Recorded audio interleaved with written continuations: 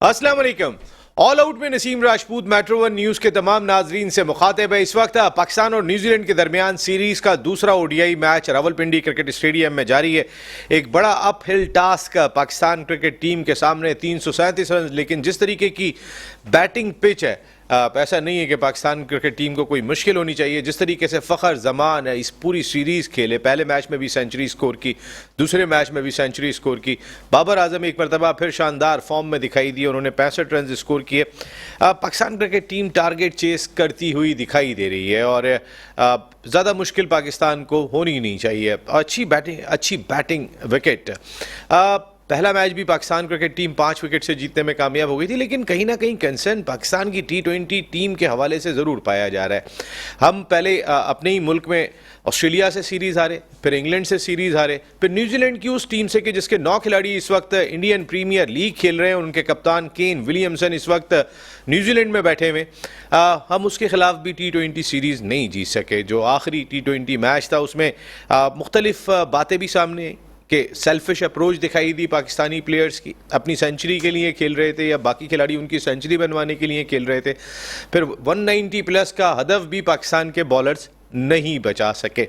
पाकिस्तान की बॉलिंग के हवाले से भी कई सवालात दिखाई दे रहे हैं। अगर मैं इस बॉलिंग लाइनअप को देखता हूँ, ऐसा लग रहा है कि T20 क्रिकेट की बहुतात की वजह से हमें ओडीआई के बॉलर्स भी अभी तक सही तरीके से कॉम्पैक्ट अंदाज से नहीं मिल पा रहे हैं या नहीं दिखाई दे रहे हैं। वही बॉलर जो हमारे बहुत इंपॉर्टेंट बॉलर्स हैं, अगर नसीम शाह की मैं बात कर लेता हूँ, अब तक एक वाहिद बॉलर है कि जिसने कहीं ना कहीं मुतासर किया है, लेकिन उसके अलावा जो भी आप बॉलर्स देखेंगे तो फिर उनकी कारकर्दगी का मेयार उस तरह दिखाई नहीं दे रहा हो। गो के बहुत बैटिंग ट्रैक था, इसमें कोई शुबा नहीं है पिंडी का, लेकिन देखना होगा कि कराची में किस तरीके का ट्रैक होता है और किस तरीके की कारकर्दगी हमारे सामने आती है।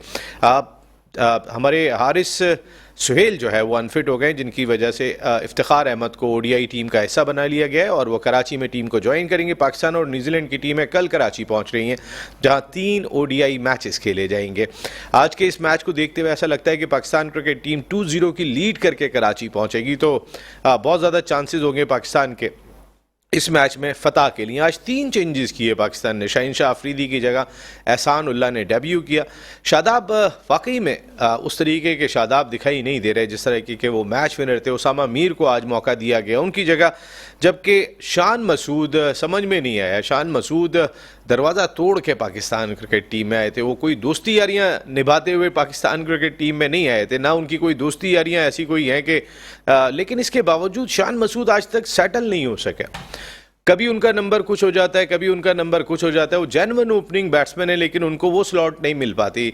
अगर बाबर आजम ने और रिजवान ने T20 में ओपनिंग करनी होती है तो फ़खर जमान जो जेन्युइन ओपनिंग बैट्समैन है वो 3 नंबर पे आके बैटिंग करते हैं, लेकिन शान मसूद के लिए क्राइटेरिया मुख्तलिफ है। वो 4 नंबर पर ही बैटिंग कर रहे थे और उसके बाद आज दूसरे मैच में, एक मैच की नाकामी के बाद दूसरे मैच में उन्हें बाहर बिठा दिया गया। तो किस अंदाज से पाकिस्तान क्रिकेट टीम की मैनेजमेंट अपनी टीम को और अपने खिलाड़ियों को लेकर चल रही है, क्योंकि शान मसूद, मैंने फिर कहा, जितना वो परफॉर्म करके आए थे, आपकी मिडिल ऑर्डर बैटिंग में परफॉर्म नहीं हो रहा था, फिर वो अचानक वैसे हमारे यहाँ पर एक चीज़ तो बहुत मशहूर है कि अगर ड्रेसिंग रूम के अंदर आप कबूल हैं तो फिर तो आपके लिए तमाम चीज़ें बेहतरीन होती हैं, और अगर आप कबूल नहीं है तो फिर कुछ ऐसा माहौल भी क्रिएट हो जाता है कि जहाँ पर आपके लिए कहीं ना कहीं मुश्किलात भी होती हैं। अलीम डार को आज इंटरनेशनल क्रिकेट काउंसिल की जानिब से फैसिलिटेट किया गया और वसीम खान जो general manager international cricket councils के, वो आए थे पिंडी और उन्होंने आके उनको ये अवार्ड दिया था। पाकिस्तान क्रिकेट बोर्ड ने ऑलरेडी अलीम डार को रिटायरमेंट के बाद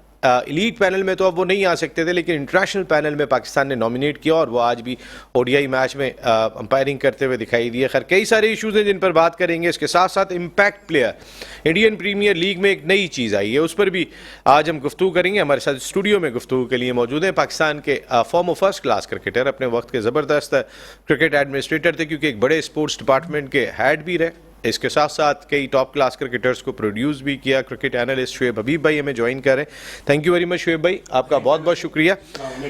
जबकि हमें वीडियो लिंक पे ज्वाइन करेंगे पाकिस्तान के सीनियर स्पोर्ट्स जर्नलिस्ट एनालिस्ट एहसान कुरैशी साहब, और उसके थोड़ी देर में हमें ज्वाइन करने वाले हैं पाकिस्तान के मायनाज former test fast bowler Shabbir Ahmed. ज़रा जो मैं बॉलिंग की बात कर रहा हूँ कि हमारी बॉलिंग टेस्ट क्रिकेट में क्या होगी अगर ओडीआई में हमारी ये है, क्योंकि सवालात तो बहुत सारे दिखाई दे रहे हैं इस वक्त पाकिस्तान क्रिकेट टीम के बॉलिंग डिपार्टमेंट के हवाले से। हमारे पास कोई ऐसा स्पिनर नहीं है कि जो टेस्ट में आउट करता हुआ दिखाई दे। जिस तरीके से माजी में पाकिस्तान को स्पिनर्स दस्तियाब रहे, अब वही नुमान अली पे हम जाएंगे तो नुमान अली को हम कब तक जो है वो लेके चलेंगे। साजिद खान को हम साजिद खान तो अभी खैर यंग है, लेकिन वो जो हमारा एक मैच विनर बॉलर हुआ करता था स्पिनर, कहीं ना कहीं अब्दुल कादर साहब से उठा के अब देखेंगे इकबाल कासिम साहब, match winning performance Mushtaq Ahmed के बाद फिर दानिश कनीरिया ने बहुत आउट करके दिए। इसी तरीके से सकलैन मुश्ताक ने पाकिस्तान को बहुत सारी फतवात दिलाई, सईद अजमल ने बहुत सारी फतवात दिलाई। तो एक उम्मीद होती थी कि ये बॉलर खेल रहा है और ये परफॉर्म करेगा। हमारे पास टेस्ट क्रिकेट में तो एटलीस्ट ऐसा कोई स्पिनर दिखाई नहीं दे रहा। शुएब हबीब भाई कैसे हैं आप? खैरियत से हैं? मैं ठीक, आप बताएं आपकी कैसी ईद गुजरी? शुएब भाई बस ईद तो ज़ाहिर सब फैमिली के साथ गुजरी और बहुत इन्जॉय किया, इसमें कोई शुबा नहीं है। शुएब भाई मैं आता हूँ ज़रा पाकिस्तान क्रिकेट टीम के हवाले से। ये ओडीआई सीरीज़ तो हमारी चली रही है, मैं थोड़ा ज़रा T20 सीरीज़ पे पहले बात करना पसंद करूँगा कि हम अपने ही मुल्क में अगेंस्ट ऑस्ट्रेलिया नहीं जीत पाए, हम इंग्लैंड से नहीं जीत पाए, हम न्यूजीलैंड की इस टीम से भी नहीं जीत पाए। तो कहाँ आपको लग रहा है कि कोई खामी है, खला है? बिस्मिल्लाहिर्रहमानिर्रहीम। देखिए नसीम, ये अभी जो 2 सीरीज़ हुई हैं इस पे चल बात कर लेते हैं। और ये दोनों सीरीज़, एक हमारी रेटिंग के हिसाब से 10वें नंबर की थी अफगानिस्तान, और दूसरी ये अभी जिस तरीके से कहा जा रहा है कि ए टीम, बी टीम, सी टीम, ये न्यूजीलैंड की, मतलब एक तरीके से ये कहा जा रहा है कि ये हल्की टीम। अफगानिस्तान हल्की नहीं है सर, हल्की नहीं लीजिएगा अफगानिस्तान को। अगर आप ले रहे हैं तो फिर आप। मैं नहीं ले रहा, मैं अभी आपने सवाल करा उस पर आ रहा हूँ। जी आइए। हाँ, और मैंने तो इस टीम को भी, आपको शायद याद हो, नहीं बोला ये हल्की है, मैंने तो इसे। अच्छा, अब हम आ जाते हैं ये जो 2 सीरीज हुई हैं इस पे आ जाते हैं। देखें मॉडर्न क्रिकेट में जो आजकल की क्रिकेट है, इसमें सबसे इम्पॉर्टेंट चीज़ है टीम सिलेक्शन। टीम सिलेक्शन के बाद आ जाता है कोचिंग स्टाफ। तो अभी ये जो हमने 2 सीरीज़ खेली हैं इसमें मतलब मुझे तो सिलेक्शन कमेटी का भी कोई रोल नज़र नहीं आया। रोल किस सेंस में नहीं नज़र आया, मतलब इन्होंने जब अभी उसके लिए टीम भेजी अफगानिस्तान के लिए, तो उसमें 4 नए लड़के भेजे और 4 लड़के ऐसे भेजे जिनको डेब्यू कराया गया। अच्छा, अब ये जो अभी न्यूजीलैंड के अगेंस्ट जो इन्होंने टीम अनाउंस करी, उसमें 6 ओपनर थे और 6 कौन थे? बैट्समैन थे। सिर्फ 1 मिडिल ऑर्डर बैटिंग था। तो ये तो हमारा आ गया किसका रोल पार्ट? उसका सिलेक्शन कमेटी का। अब हम आ जाते हैं ये जो हमारी सिलेक्शन कमेटी। एक मिनट रुके, इस पे जरा थोड़ी सी बात करें कि अफगानिस्तान की आपने सीरीज की बात की। अफगानिस्तान में किसको भेजा था हमने? अफगानिस्तान में तो उनको भेजा था कि जो आपके पाकिस्तान सुपर लीग के टॉप परफॉर्मर्स थे। मैं अभी आ तो रहा हूँ ना, फिर जब ये पूरी बात मैं कर लूँ फिर पकड़। आइए अब मैं आ जाता हूँ, अब आपकी किस पे? आपकी आ जाता हूँ कोचिंग स्टाफ पे। अच्छा, कोचिंग स्टाफ का भी कोई कहीं रोल नज़र नहीं आया। कोचिंग स्टाफ में वहाँ पर अगेंस्ट अफगानिस्तान आपने 4 लड़कों को डेब्यू करा दिया, 4 को कमबैक करा दिया। अभी जिस तरीके से आपने शान मसूद वगैरह का नाम लिया, वाकई बड़ा डिसअपॉइंटिंग है। ये तो वो प्लेयर थे जो अब तक रेगुलर खेलने चाहिए थे। वहाँ आपने शान को रेस्ट करा दिया, वहाँ आपने इफ्तिखार को रेस्ट करा दिया। ये फॉल्ट वहाँ आपको पिच रीडिंग नज़र नहीं आई, वहाँ आपको कुछ भी नज़र नहीं आया। तो मेरे हिसाब से ये 2 फेलियर थे। अब आ जाते हैं हम कराची नहीं, पहले तो अभी पहले वही से नहीं, एक काम ये करें, मैं शायद आप जो है ना वो मैं रट कर आया हूँ, मेरे को पूरी T20 की बात कर। अब आ जाते हैं, अब हम आ जाते हैं न्यूजीलैंड वाली। देखिए न्यूजीलैंड वाली सीरीज हमारा लाहौर में दो वनडे खेले, हम बड़े आराम से जीत गए। जब हम पिंडी जाते हैं तो पिंडी की ये जो पिच है, इस पिचों पे फास्ट बॉलर्स को या किसी बॉलर्स को डेब्यू नहीं कराना होता है। ऐसी पिच पे बैट्समैन को डेब्यू कराया जाता है। अब आज भी आप देख लें एहसानुल्लाह, यार आप उस बच्चे को इस पिच पे डेब्यू करा रहे हैं, और ये जितने भी बॉलर ने गेंद करी है सब ने अच्छी करी। ये मेरा बहुत बड़ा पॉइंट है जो आपने अभी लिखा है। देखें आप नसीम, मेरा टेम्पो टूट जाएगा आपकी टीम में। आप यहाँ पे नसीम, मेरा टेम्पो टूट जाएगा। सर आपने कौन सा ओपनिंग बैटिंग करने के लिए जाना है कि टेम्पो टूट जाएगा, मेरी कंसंट्रेशन खराब हो जाएगी? इसलिए मुझे पता है आपने मुझसे ऐसे सवाल करने, लोग मुझे सुन रहे हैं, मैंने कोई बॉन्गी नहीं। अच्छा, अब मैं आ जाता हूँ कोचिंग स्टाफ के लास्ट मैच पे T20 के। T20 में हमारा कोचिंग स्टाफ जहाँ क्या है, जहाँ सीरीज डिसाइड होनी है, वहाँ आप फ़खर जमान को बिठा रहे हैं आप जमान खान को बिठा के ये एहसानुल्लाह से डेब्यू करवा रहे हैं और क्या हारिस को खिला रहे हैं। भाई यहाँ तो ऐसा लग रहा है, देखें आप बात को नहीं समझ रहे हैं। नहीं, यहाँ मैं पर बात- आप वो तो आप बात कर रहे हैं नहीं, कि आप एहसानुल्लाह को खिला रहे हैं। आपके अगर रिजवान अपनी सेंचुरी के लिए खेल रहे हैं वो आपको नजर नहीं आएगा। अच्छा, वो आप देखेंगे ही नहीं, आप आंखें बंद कर लेंगे बिल्कुल, उसको उस जानिब आप देखेंगे ही नहीं। के पूरी दुनिया कह रही है कि वो आखिरी 11 गेंदों पर उन्होंने 14 रन बनाए। हाँ। और उनकी वजह से देखें, जब आपके पर्सनल सवाल कर ले कोई तो जवाब देने देना। जब आपके पर्सनल गोल टीम से बड़े हो जाते हैं ना, हाँ। तो उसके बाद 194 रन भी आपसे नहीं बचाए जाते, ऑटोमेटिकली आपके मोराल पे फर्क पड़ता है। बिल्कुल बिल्कुल जी। अब आराम से सुकून से मैं, आपने क्या बोला, उसने 11 बॉलों पे कितने, मैं उसको डिफाइन नहीं कर, हाँ 11, मैं क्रिकेट पॉइंट ऑफ व्यू की बात कर रहा हूँ। जहां उसने खुद 14 रन बनाए, वहां आप ये देखो उसने किसको स्ट्राइक दिए, उसने स्ट्राइक देने आया हुआ था, सुन लो। यानी कि जो 90 पे बैटिंग कर रहा है वो स्ट्राइक देगा। वाह शुएब भाई, कमाल की बात की आपने। मैं बिल्कुल कमाल, आपको रिजवान को बचाना होगा, वो हर तरीके से बचाने की कोशिश करेंगे आप। बोलने दोगे? नहीं तो मैं आपको यही कह रहा हूँ, हैरान कौन बात है। अच्छा, लास्ट ओवर किसने फेस करा? लास्ट ओवर किसने फेस करा आप बताएं, जब आप मेरे से सवाल कर रहे हैं तो। लास्ट ओवर इमाद वसीम ने 2 चौके लगाए। हाँ, तो इमाद वसीम ने कौन सी बॉल पे चौका लगाया? दूसरी और तीसरी बॉल पे। उसने चौथी गेंद पे चौका लगाया, चौथी गेंद, और फिर तीसरी गेंद क्या हुई? तीसरी गेंद 2 चौके कंटिन्यू मारे। तीसरी गेंद क्या हुई? डॉट बॉल थी। हाँ, डॉट बॉल। क्या आपके ख्याल में स्ट्राइक देना चाहिए था? वो शॉट मारने जाएगा, वहां से तो प्रेशर आपको देखो, ऐसा लग रहा था कि ड्रेसिंग रूम में दोस्तियां निभाई जा रही हैं, सब ऐसे हो गए कि सेंचुरी मिस हो गई तो पता नहीं क्या हो गया। मैं क्रिकेट पॉइंट ऑफ व्यू पे बात कर रहा हूँ। चौथी गेंद पे उसने चौका मारा है जी। तीसरी गेंद क्या हुई? तीसरी गेंद डॉट बॉल। डॉट बॉल हुई, प्लस आउट हुआ। कौन आउट हुआ? वो आउट हुआ आपका खब्बा, यही अमाद वसीम सेकंड लास्ट बॉल पे आउट हुआ है। 2 चौके मारे चौथी बॉल के बाद। वो तीसरी गेंद पे वो आउट हुआ। तीसरी बॉल पे चौका लगाया है उसने। चौथी बॉल पे वो रन आउट हुआ है। 5वीं बॉल पे जो है ना वो एक सिंगल लेकर दिया कि रिजवान किसी तरह सेंचुरी स्कोर कर ले। भाई आप शॉट मारने के लिए जाएं, ना कि सेंचुरी स्कोर करें। वो एक डिफरेंट चीज है। डिफरेंट चीज है, यानी कि पहले वो सेंचुरी इंपॉर्टेंट है। अच्छा यार नसीम, देखो तुम मेरे को पहले तो आप सॉरी तो करेंगे नहीं। किस बात पे? हाँ, आपने मेरे को लास्ट प्रोग्राम में क्या बोला था, जब मैंने रेवड़ियां बांटने की बात करी थी? हाँ। आपने बोला उमर रशीद नहीं जा रहा। उमर रशीद तो अंडर 19 के साथ गए। आप सीनियर टीम की बात कर रहे थे। मैंने आपको सीनियर टीम की लिस्ट दिखाई थी। मैंने आपको अंडर 19 की टीम नहीं, तो अंडर 19 टीम नहीं, मैं तो आपको सीनियर टीम की लिस्ट दिखाई थी। नहीं, देखिए नसीम, मैंने क्या बोला, आप एक तो उमर रशीद, हारून रशीद से नहीं निकल पा रहे हैं। आप या तो रमीज राजा और रिजवान के हक में होते, या हारून रशीद और आपने तो एक एजेंडा टाइप की चीज की है। रियलिटी पे होता हूं। रियलिटी नहीं है सर, ये एहसान कुरैशी साहब से बात करूंगा जी। अस्सलाम वालेकुम एहसान भाई। एहसान भाई, आपको आवाज आ रही है?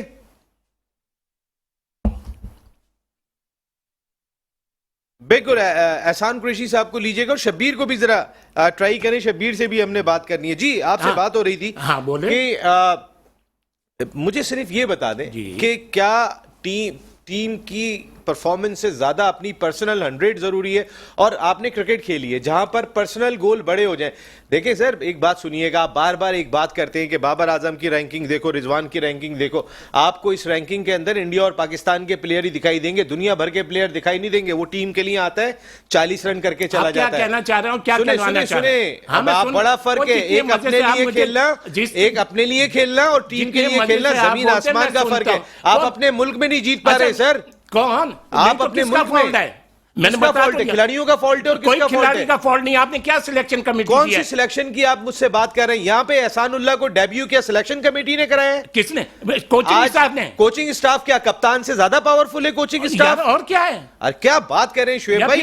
बाबर आजम कप्तान से ज्यादा स्ट्रॉन्ग है। मैं आज आपको एक बात, ये डिसाइडेड है, इन्होंने बाबर को कप्तानी से हटाना है। इन्होंने बाबर को इस दफा कप्तान, और अगर नहीं हटा फिर?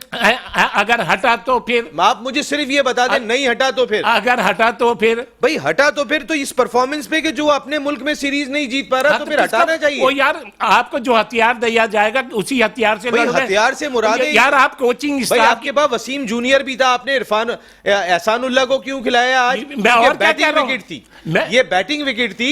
आपने शान मसूद को इसलिए नहीं खिलाया कि ये बैटिंग विकेट थी। यहाँ पर नंबर रन वो कर जाते मैं और तो क्या आपके कहूं? पास रिप्लाई नहीं होता। यार मेरी बात को आप रिपीट कर सर मैं मैं तो कह रहा हूं उसके कि ये साथ टीम मैनेजमेंट कौन चला रहा है सर? कौन चला रहा है, कौन चला रहा है आप मुझे ये बताएं। मुझे नहीं पता, मुझे ये मैं जो देखता हूं मैं वो बताता हूं। नहीं तो आप क्या देख रहे हैं फिर? मैं ये देख रहा हूं कि इस बच्चे के साथ ज्यादती करी है, इसको यहाँ डेब्यू नहीं कराना और चाहिए। शान मसूद को आपने एक मैच के बाद बाहर कर दिया हाँ, क्योंकि तो पिंडी की पिच थी, आपको पता है ये बैटिंग पिच पे रन बनेंगे। यार नसीम तुम तो मेरे को क्या बोलो अपने सिलेक्टरों को। सर अपने सिलेक्टर बोलो का तो pitching काम ही नहीं है, हाँ। ये तो सिलेक्टर ने तो टीम बना के दे दी। हाँ। सिलेक्टर, आप सिलेक्शन कमेटी की बात करें, सिलेक्शन कमेटी ने तो टीम आपको बना के दी थी अफगानिस्तान के खिलाफ भी। अगर इफ्तिखार को नहीं खिलाया आपके कोचिंग स्टाफ ने या यार मेरी तो बात इसमें क्या कसूर है? आप मैं यही तो तो आप सिलेक्शन कमेटी की बात करें, मुझे सिर्फ एक साबित कर दें सिलेक्शन कमेटी ने यार यहाँ क्या टीम बना के दी। सिलेक्शन कमेटी ने ये T20 की टीम सही अनाउंस करी थी?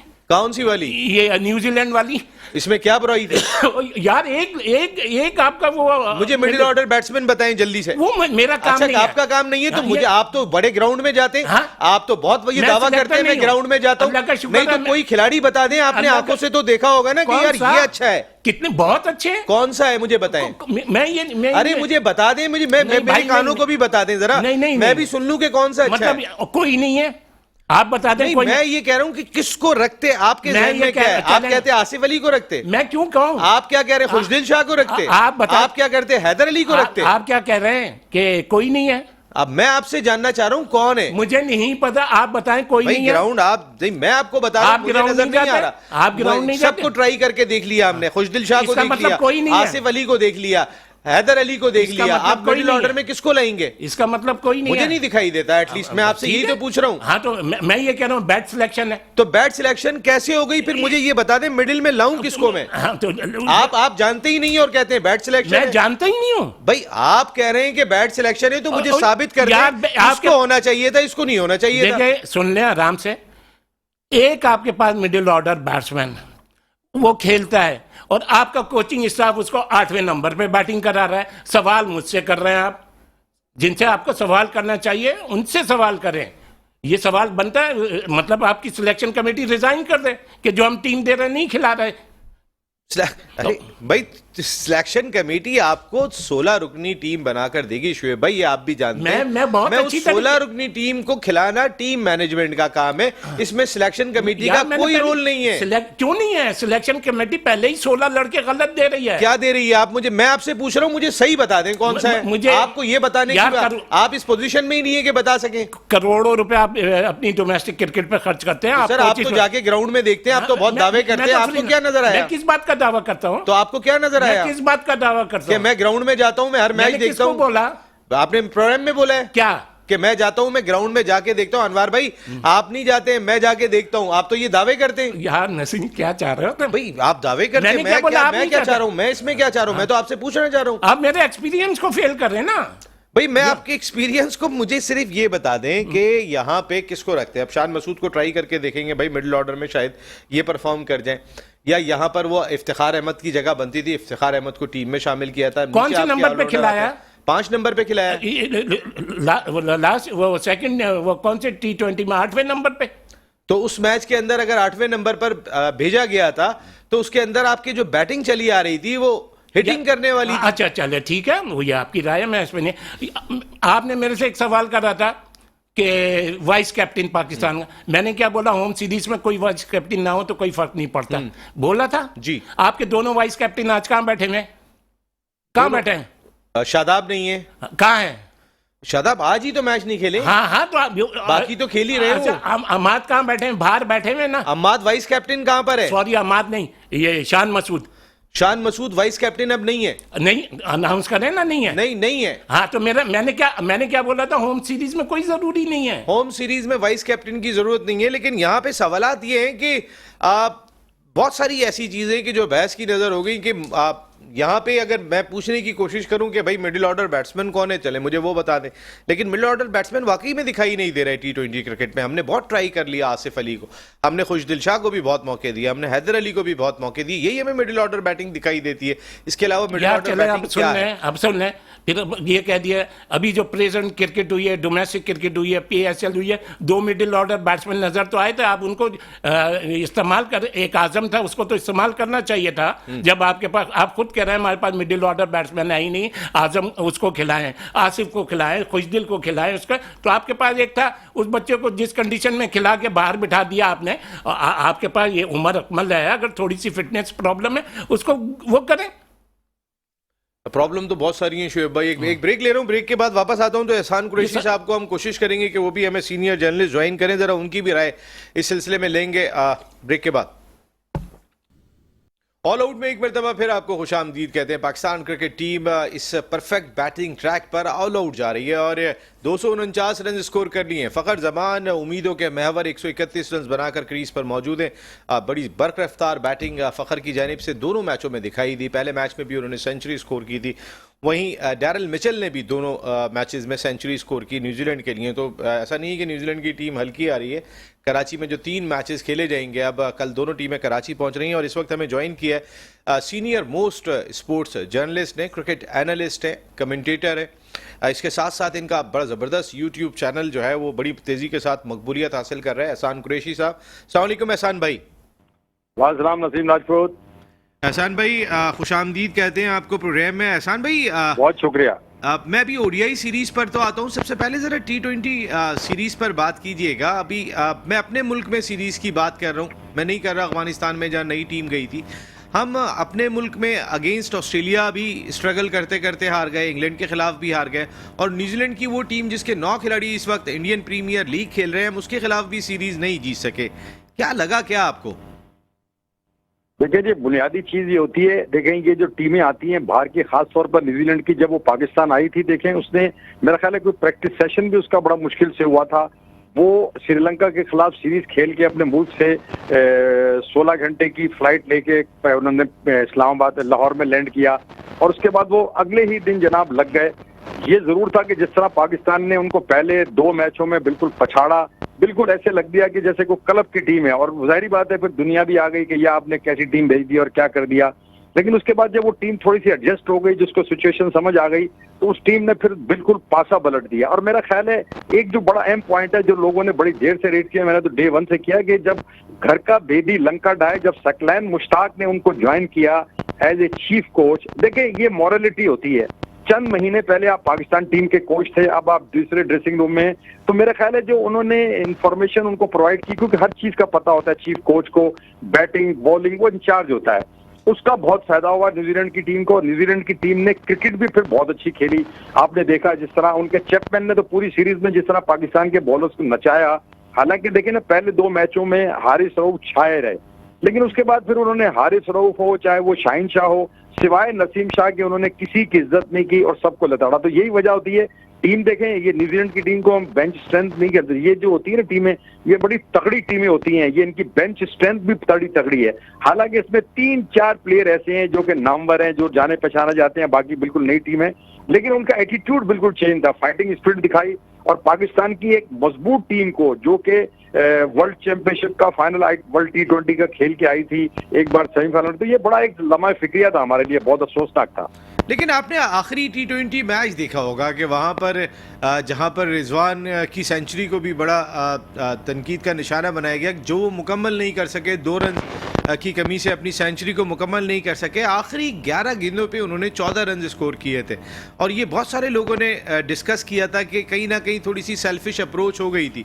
एहसान भाई, जहाँ सेल्फिश अप्रोच हो जाए, जहाँ आपके पर्सनल गोल बड़े हो जाएं, तो वहाँ टीम तो पीछे रह जाती है। फिर बॉलिंग भी आपकी नहीं चल सकी, 190 प्लस भी नहीं बचा सकी।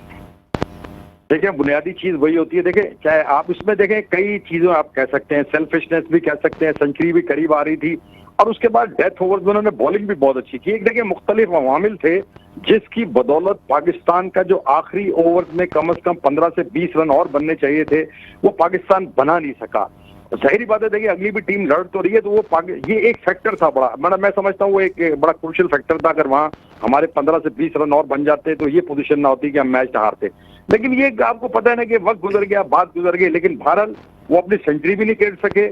और थोड़ा सा अप्रोच तो देखें नेचुरल सी, देखें जब आप सेंचुरी के करीब होते हैं तो आपकी कोशिश होगी कर लें, लेकिन आपकी जब किस्मत भी ना, और जब आप वो जो अटैकिंग अप्रोच है वो भी आपकी खत्म हो जाए, शुरू से लेके आखिर तक वो बैटिंग करते रहे, 98 रन पर नॉट आउट रहे, लेकिन टीम जो है हमारी लग गई। एहसान भाई, ये वही पिच है कि जहां पर हमने पाकिस्तान सुपर लीग में देखा था कि 2 मरतबा 240 प्लस बना और वो चेस हो गया था, और कंटिन्यूएशन में 2 दिन के अंदर 2 मरतबा ऐसा हुआ था। तो हमारे लोग तो जानते थे इस पिच के ऊपर कितने रन स्कोर करने हैं। क्या हम ओवर कॉन्फिडेंट थे कि बॉलिंग बहुत अच्छी है, शाहीन शाह अफरीदी हैं, हारिस रऊफ हैं, हम तो एहसानुल्लाह भी आ गए हैं आज, तो हम तो रुकने ही नहीं देंगे किसी को। कहीं थोड़ा सा लगा कि ये 190 प्लस रन बहुत हो गए, हालांकि देख के आ रहे थे 240 2 मरतबा चेस हो गया था। अच्छा, एक बड़ा ब्रेक थ्रू आपको बताऊं कि पाकिस्तान को न्यूजीलैंड को एक बड़ा ब्रेक थ्रू मिला है। रिजवान आउट हो गए सोडी की गेंद पर, तो अब 4 खिलाड़ी आउट हो गए हैं। 256 रन थे 39 ओवर के स्थान पर। तो ये मैच मेरा ख्याल रिव्यू भी लिया है उन्होंने, अब देखते हैं क्या होता है। लेकिन मैं आपको कहूंगा, देखिए टीएसएल को आप कंपैरिजन बिल्कुल नहीं कर सकते इंटरनेशनल क्रिकेट से। मैं इस चीज के बड़ा सख्त खिलाफ हूँ। देखिए, जो बैनुल अक़वामी क्रिकेट होती है, हाईएस्ट लेवल क्रिकेट होती है, इसमें कौमी टीमें खेलती हैं जो पूरे दिलो जान के से। तो मेरा ख्याल है कि वो ऐसा नहीं था बिल्कुल। वो बिल्कुल एक ऐसी पिच थी। हमारा उसमें कंडीशन हमें पता नहीं सब थी, लेकिन उनको जिमी नेशन जो थे वो कुछ ही अर्सा पहले पीएसएल के गिर गए, फिर शकलैन मुश्ताक वहां मौजूद थे, फिर थोड़ा सा उनके जो ल्यूक रॉन्की हैं उनको ये पता था, तो उनको बेनिफिट तो हुआ ना। नॉलेज तो उनको पाकिस्तान की क्रिकेट के बारे में काफी अच्छी नॉलेज है। बिल्कुल अच्छी नॉलेज दिखाई दे रही है। दूसरी अच्छा थोड़ी सी बताइएगा नसीम, एक मिनट, अभी मैंने ये जो बात शुएब हबीब भाई आपसे बात करना चाहेंगे ऐसा? नहीं, मैं इनसे नहीं, मैं जी शुएब भाई बोलिए। ये जैसे ये कह रहे हैं कि हमने 10-15 रन उस T20 में कम करे। भाई एक स्टेज ऐसा था कि जो 50 समथिंग पे आपके 4 आउट हो गए थे। ऐसा लग रहा था सर कि उनके तो पहले ओवर में 2 आउट हो गए थे और 4 तो उनके भी 20-25 पे आउट हो गए थे। आपको अपने ही दिखाई दे रहे हैं, उनके दिखाई नहीं दे रहे आपको। वो उसके बावजूद रन चेस कर गए। नसीम बोलने दोगे? मैं आपसे ही कह रहा हूँ, तो तो पहले भाई आप डिफेंड कर रहे हैं तो खेलने को। एक स्टेज पाकिस्तान की उनका चलो ऐसा लग रहा था कि वो 10 रन पे आउट हो जाएंगे। चले मैं पाकिस्तान के जब 4 आउट हुए तो उस वक्त ऐसा लग रहा था कि 160-70 होने भी मुश्किल हैं। मैं उसका जवाब दे रहा हूं। हमारी असल में अप्रोच में फर्क है एहसान भाई। हमारे तो प्लेयर्स ना रैंकिंग में टॉप पे दिखाई देते हैं, गोरे दिखाई नहीं देते रैंकिंग में टॉप पे। वो 40-40 रन करते हैं 22 गेंदों पे, 20 गेंदों पे, वो अपनी टीम के लिए खेलते हुए दिखाई देते हैं। हमारे यहाँ थोड़ा सा वो फिर उसके बावजूद पाकिस्तान से हार जाते हैं। सर कितना हार जाते हैं आपके अपने मुल्क में? आप तीसरी सीरीज अपने मुल्क के अंदर नहीं जीत सके। आप पता नहीं किस चीज का दिफा कर रहे हैं। मैं किसी का दिफा नहीं, मैं तो कह रहा हूँ ये सिलेक्शन कमेटी फेल है। और ये आपकी सिलेक्शन कमेटी लड़के दिए ना, लड़के तो दिए सिलेक्शन कमेटी ने। कौन से लड़के दिए? कोई नया लड़का बताएं दिया? सर नया मुझे बताए ना, नया अब वो नए को मौका दिया तो लोगों को। आप यहाँ बैठ के बातें कर रहे होते, बाबर बैठना नहीं चाहते थे, रिजवान बैठना नहीं चाहते थे, उनको बिठा अगर वो मौका दे तो परेशानी, मौका ना दे तो परेशानी। पाकिस्तान टीम जब गई थी वहां तो क्या किया पाकिस्तान ने अफगानिस्तान के खिलाफ? एक सेकंड रुकिएगा शोएब भाई। जी एहसान भाई। भाई अभी शोएब अभी कह रहे हैं कि नए लड़कों को चांस नहीं दिया। जब अफगानिस्तान गए थे नए लड़कों को चांस दिया तो फिर क्या हुआ? तो तारीख में पहली बार पाकिस्तान जो है वो समझने के अफगानिस्तान से हार गया। कोई ऐसी बात नहीं बोली कि नए लड़कों को चांस नहीं दिया मैंने। कोई और अभी तो कह रहे थे आप, क्या यही तो कह रहे थे आपने? ये बोला ना कि सिलेक्शन कमेटी दे रही है, तो मैंने कहा कौन सा नया लड़का दिया? सर मुझे बताइएगा और कितने नए लड़कों को वगैरह को छोड़ें। सिलेक्शन नसीम जी, सिलेक्शन कमेटी तो बना के दे देती है, परफॉर्म तो टीम ने करना है। मैं ये जो होता है ना, आप नहीं समझ पा रहे हैं कि 11 तो टीम मैनेजमेंट बनाएगी भाईजान। मैं यही अगर वहाँ इफ्तिखार को आराम दे दें, बॉलिंग पिच के ऊपर आप नवाज को ना खिलाएं, तो फिर तो शान मसूद बैठे हुए हो, तो फिर क्या करेंगे आप? तो मैंने क्या बोला? ये टोटल फॉल्ट ही आपकी सिलेक्शन कमेटी का। ये सिलेक्शन कमेटी का कैसे फॉल्ट हो गया? और आपकी ये जो कोचिंग स्टाफ है इनका फॉल्ट है। जी एहसान भाई, आप थोड़ा सा मुझे बताइएगा। अभी तो देखें ना, ये मैं आपको बताऊं, अभी जो उन्होंने कोचिंग पे बात की, देखें ये जो पाकिस्तान के फील्डिंग कोच थे ब्रैडबर्न, वो पाकिस्तान के इस वक्त चीफ कोच हैं। आपके तो वो सारी चीजें तो देखिए ना फर्क पड़ती है। और आपका जो कोच है, अरे भाई जो आपका कोच है वो तो चला गया न्यूजीलैंड के ड्रेसिंग रूम में कुछ अर्से पहले तक वो आपका कोच था, तो सारे पोल तो उसने वहां जाके बता दिया और उसी की वजह से पाकिस्तान हार गया। उस्ताद मोहतरम वो तो हमें ये कहता था कि आप हमें बैक करें, क्रिकेट में हार जीत होती है, कोई ऐसी सुबह होती है, शाम होती है। और अरे यार वो बात बता रहे हैं ना, देखें ये देखें, मैं आपको आपने बड़ी अच्छी चीज पॉइंट करी है, वो उसी ड्रेसिंग में बैठ के ताली बजा रहे हैं। एहसान कुरैशी साहब मुझे ये बताइएगा, चले शकलैन मुश्ताक इस न्यूजीलैंड की टीम के साथ हैं, इंग्लैंड की टीम के साथ कौन था जो हमारे मुल्क में खेल रही थी? ऑस्ट्रेलिया की टीम के साथ कौन था बोलता जो हमारे मुल्क में बात खेल रही ये थी। नहीं एक है मिनट ना शुएब भाई, नहीं। शुएब भाई आप एक मिनट रुके तो सही ना, वो फोन पे आपको नहीं मुकाबला कर पाएंगे, वो नहीं सुन पा रहे हैं उस तरह। जी जी क्या कह रहे हैं आप, दोबारा रिपीट मेरा करें सवाल सवाल को कि ये क्या हुआ है था। कि सकलैन मुश्ताक इस न्यूजीलैंड की सीरीज में उनके डगआउट में बैठे हुए, इंग्लैंड की सीरीज में कौन बैठा हुआ था, ऑस्ट्रेलिया की सीरीज में यार वो कौन बैठा हुआ था, पाकिस्तान के चीफ अफगानिस्तान की कोच थे ना। सीरीज में कौन बैठा हुआ था? बुनियादी चीज है नसीम, देखे होता ये कि आजकल ये जो सिलसिला है ना, मुझे जो बड़ा अजीब लगता है कि अपने मुल्क के खिलाफ भी, अब जैसे बेकार मिसाल देता हूँ, ब्रेंडन मैक्यूलम जो है वो चीफ कोच हैं जनाब इंग्लैंड के, तो न्यूजीलैंड की टीम जो है वो वहां पर हार गई जाके टेस्ट सीरीज, तो वो चढ़ा गैप के बाद आए थे। लेकिन ये तो चंद महीने पहले, इसमें कोई कोड ऑफ एथिक्स होना चाहिए कि कम से कम 1 साल या 6 महीने का पीरियड होना चाहिए कि आप दूसरी टीम को ज्वाइन नहीं कर सकते। तो ये तो वही होता है ना कि आपके राज अफशा हो रहे हैं, इससे बड़ा फर्क पड़ता है यार, बहुत फर्क पड़ता है। आपकी टीम की हर चीज उस चीफ कोच को पता होती है, बैटिंग, बॉलिंग, फील्डिंग, माइंडसेट। तो मतलब ये अजीब गरीब लगता है कि वो अब पाकिस्तान के खिलाफ ही काम कर रहे हैं। मुझे तो बहरहाल ये बहुत ही अजीब लगता है। अब लोगों को लगता हो ना हो कि ये बड़े प्रोफेशनल जमाना आ गया, ऐसा कौन सा प्रोफेशनल कि आप अपने मुल्क के खिलाफ ही काम कर रहे हैं, ये कोई प्रोफेशनलिज्म नहीं है। अपना मुल्क जो है ना सबसे बड़ी बात है। कुरैशी साहब आपने बड़ी अच्छी बात बोली है, ये बहुत अच्छी बात है। लेकिन मैं ये तो मैं 15 दिन से बोल रहा हूँ जब से न्यूजीलैंड की टीम आई है। मैं एक बात कह रहा हूँ एहसान भाई, उनका प्रोफेशन है ये। भाई अगर वो पाकिस्तान टीम के कोच होते तो लाजमी तौर पे वहाँ काम नहीं करते, लेकिन अगर वो फारिग हैं तो फिर तो वो कहीं पे भी काम कर सकते हैं। प्रोफेशनल नहीं नसीम एक मैं आपसे बात पूछ सकता हूँ कि कुछ अरसे बाद आप मिसाल के तो अभी एक चैनल में काम कर रहे हो और चंद दिनों के बाद आप दूसरे चैनल में चले जाएं और उस चैनल के खिलाफ काम करें जिस चैनल पे आपने कुछ अरसे पहले नौकरी की थी, तो वो कैसा लगेगा आपको? सर खिलाफ काम यही चीज है वो मेरे ख्याल है प्रोफेशनलिज्म। देखिए प्रोफेशनलिज्म अपनी जगह होती है, यही तो उसकी आड़ है। तो लोग उसको ये भी कह सकते हैं, मर्सनरीज भी कह सकते हैं कि भाई पैसे के पुजारी हैं सारे, इनको परवाह थोड़ी कि पाकिस्तान जीते हारे, पाकिस्तान के खिलाफ काम करना पड़े। ब्रेकिंग न्यूज देता हूँ, एक ब्रेकिंग न्यूज देता हूँ।